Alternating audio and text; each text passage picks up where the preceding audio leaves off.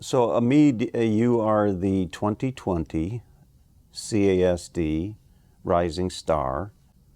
So, congratulations. I don't know what to say. I think it's pretty surreal. Um, just thinking about the journey, what I've come through to get here, and sort of, visualizing it in a sense. But never thought it would come like this. Where did it start? Where'd you grow up? Um, you know, I was born in Houston, Texas, but my family decided to move back to Iran, and I got raised in Tehran. So we moved in 1992 when I was 7. And from 7 to 17, I lived in Tehran. Quite an experience, to say the least. Why is that? Why is it a... Well, when I first moved there, I didn't really know much. I was young, and everything was fine. As I grew older, in my teens, things started to change a little bit.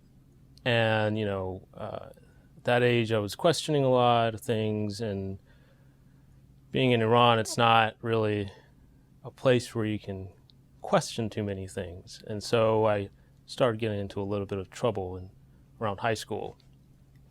And it got to a point where I basically had to leave the high school. They didn't allow me to go to classes anymore. And the reason being was because I was just questioning the whole sort of theocracy, if you will, or, the whole, I don't know, just them trying to push stuff on me. And You were a troublemaker? I was. What's the moment that you really love in the courtroom? The moment or moments, if you had to pick one? I think I would have to say the rebuttal argument in closing. Oh, okay. Yeah, because I think that's the moment when all the truth comes out. And, after the defense's story Yes. is finished, then you get up there and set it straight.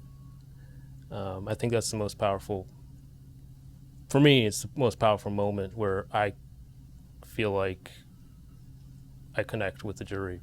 So what is it that CASD brings to you? CISD listserv is one tool that has helped me a lot.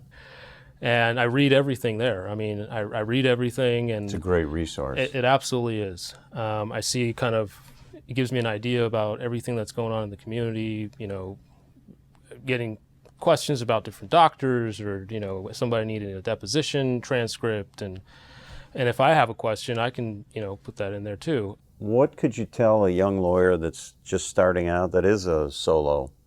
What are some of the 2 or 3 things that they should be aware of and should do? I say throw yourself out there.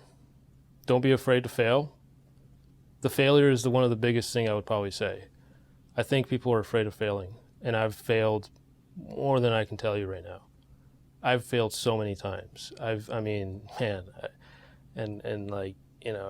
to pay over 17,000 sanctions, and it's just stuff that, when you think about it, but it's part of the learning curve, it's like, it is what it is. So It's I good think to get used to failing, because it makes it goes down a little easier. I mean, it does. Yeah. But then again, I think from those failures is what the rise comes. On behalf of the CASD community, we do honor you, and we do see you as a star that's already risen rather than a rising star. But congratulations, Omid. Thank you very much. You deserve it, man.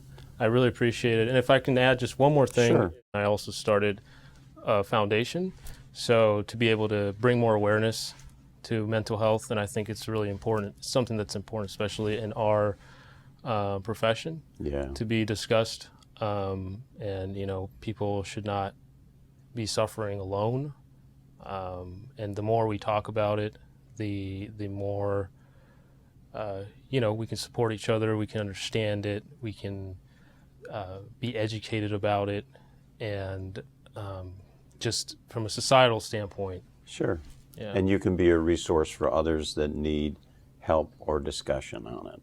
Right? 100%. And that's sort of one of the other things, thanks for touching on that, is that, I guess from another aspect of my life is that I want to be able to sort of shatter that stigma Sure. that's attached to mental health in general, and specifically with bipolar disorder. Mm-hmm.